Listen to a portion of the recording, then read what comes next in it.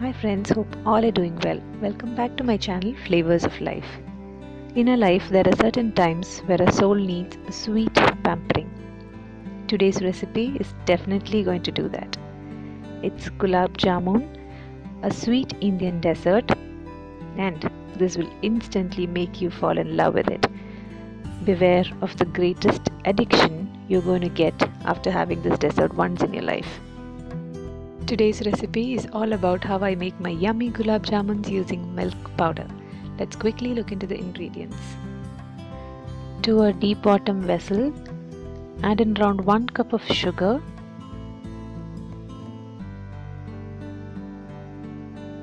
and measure the water in the same cup. Add around 2 cups of water if you want a thin runny syrup, and 2 cardamom pods, and just let it boil. While the sugar syrup is getting done, to another bowl we will add in around 1 cup of milk powder. It can be of any brand. I have used Nido. To that add in 2 tablespoons of maida or all-purpose flour, as we call it in foreign countries. To this mixture add in 1 tablespoon of rava or semolina. Let it be a coarse variety, don't take in a very fine rava. And a teeny bit of baking powder. Mix these ingredients really well, and this is your instant gulab jamun mix. When you can prepare it so easily, why do you want to run to the shops for an instant mix? Dry ingredients are all ready and mixed up right now. Let's move on to the wet ingredients. 1 tablespoon of ghee. I took out the ghee from the fridge so it looks little rock solid. Rub it with your hands into the flour mixture. Make sure the fat is equally distributed everywhere in the flour. Keep doing it. It looks a little messy, but this yields a great result in this recipe. Keep repeating until the ghee melts down and gets melted into the flour. With the second wet ingredient is milk. Go ahead and add 1 tablespoon of milk at a time and knead it into a dough. Make sure you add only 1 tablespoon of milk at a time because it is necessary to watch the amount of liquid we are pouring in. For me, it took only around 7 tablespoons of milk to form the dough.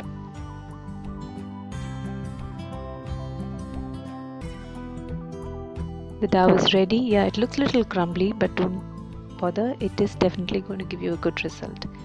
Don't overknead your dough, just mix it and bring it together.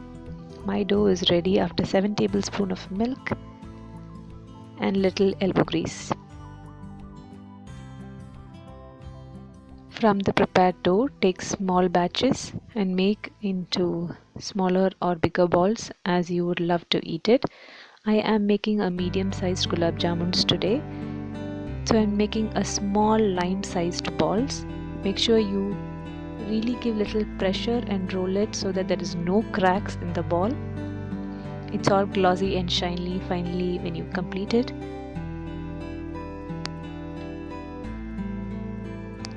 Yeah, you can look, there's no cracks.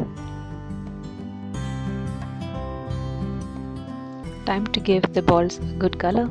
Drop it into a medium hot oil. Drop it very gently and carefully, as I do. Drop one at a time into the oil and don't crowd the oil. Just fry minimum amount of balls in one batch. Keep flipping and rolling the balls for equal color all over the balls. And make sure you don't break the balls when you do this because they are very fragile and really yummy. Yeah, it has reached the perfect color I wanted it to be. Ready to jump into the syrup. The jamuns are ready. My syrup is simmering down. To the syrup, I'm going to squeeze in a 1/4 teaspoon of lime juice. Mix it up really well, and to the final step. Straight from the oil, I'm going to take up all the jamuns and drop it into the hot sugar syrup.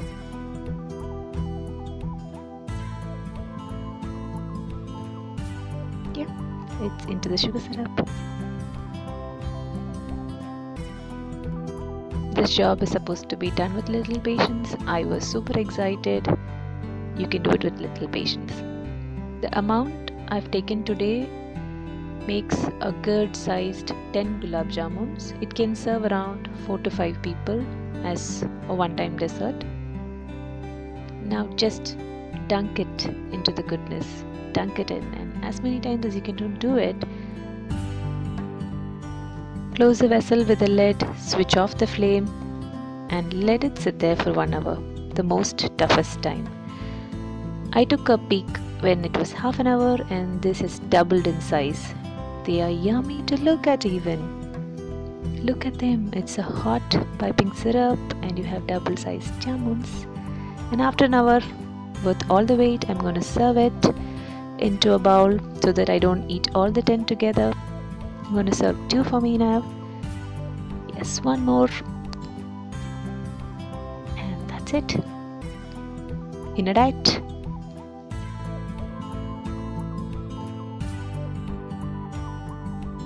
The consistency of the syrup I have made is little runny because we prefer it like that in our family. You can definitely simmer down your syrup to more time and make it little more thicker in form. Now time to unleash the beauty. Let me cut through. Oh my god, it was so soft. I'll take you in and show you how it is beautifully formed. Did you see that? Yes. I cannot wait. Just after this, I just ate it. These yummy goodies has made my soul happy.